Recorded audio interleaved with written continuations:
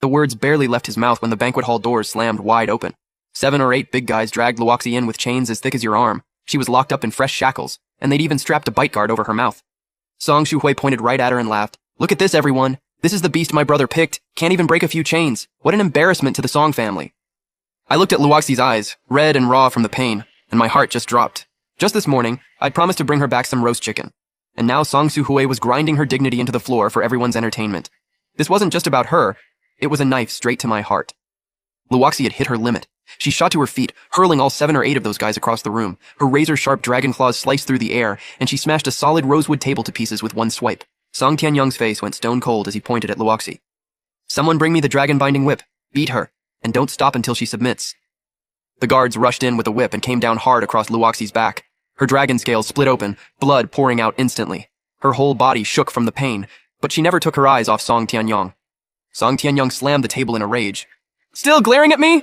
Beat her within an inch of her life!" Luoxi collapsed to the ground, every wound tearing open, blood soaking into the carpet. Song Shuhui pulled Lin Yao close and laughed. "Now that's what I'm talking about. A beast like that doesn't know its place until you beat it into one." The whip was already coming down for another strike. I spun my wheelchair and threw myself over Luoxi and took the full lash across my back. Luoxi went completely still. I gritted through the pain and looked up at Song Tianyong on the high platform.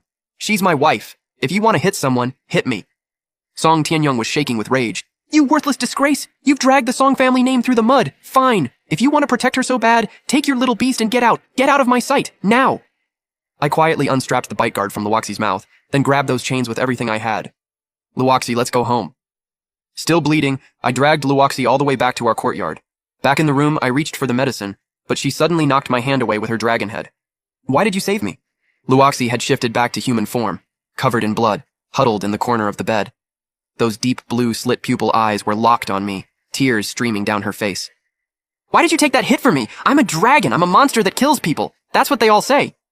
I wheeled myself over, inch by inch, and reached out to wipe the blood from her face. "Because you're my wife." Luoxi flinched hard. She stared at my legs, then slowly opened her mouth and let a glowing golden orb fall out. Her core dragon pearl. "My dragon marrow can regenerate bone. You wouldn't let me kneel, so I sure as hell won't let my man stay off his feet." The next 7 days were the most brutal and the most hopeful end of my entire life. Dragon bone regeneration is violent and merciless. The pain felt like someone was taking a sledgehammer to your legs, shattering them over and over 100 times, then forcing them back together. To keep Song Shuhui and my father from catching on, I sold every piece of jewelry my late mother had left behind, her most treasured things, the only pieces of her I had left. I used that money to buy a set of aura-blocking formation stones and recovery medicines, partly to help Luoxi rebuild her strength. She was feeding me dragon marrow every day, getting paler and weaker by the hour, and partly to make sure my screaming didn't echo out and cause problems. Even then, we couldn't hide everything. Deep in the night, I'd be soaked in sweat, biting down hard on a wooden rod, clothes drenched and drying and drenched again, my body launching off the bed from the pain, Luoxi pinning me back down every time. Her face was pale, her lips bitten and bleeding. She was barely hanging on. Channeling dragon marrow was draining her at an insane rate. She was literally burning through her life force to fill the hole in mine. "Suguang, just one more stretch, hold on." I looked at her pale face and felt my heart break and warm up at the same time. Even through the pain that was nearly choking me out, I nodded. I can't quit. I have to stand up. I have to protect her. Right then, Song Shuhui's snarky voice drifted over the courtyard wall, along with a whole crowd of his boys laughing it up. Middle of the night, screaming louder than a pig at slaughter. "Actually getting something going with a dragon? She's covered in scales, man. Doesn't that hurt?" Probably never been with a woman his whole life. Dude's just taking whatever he can get.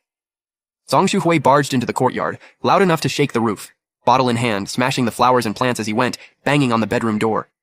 "Song Shuguang, get out here! Stop playing dead in there!" "Yeah, she's a female dragon, but don't go breaking her back or anything. That's literally all you've got going for you at this point." Inside the room, Luoxi was shaking with fury. She shot up and made for the door. "He dares talk to you like that? I'll kill him!" I grabbed her and spit out the wooden rod. It was basically destroyed at this point. "Leave it. Now's not the time." I was breathing hard, eyes cold as ice. "Let him laugh all he wants. Every bit of humiliation we swallow today, we're cashing it back in on his face later."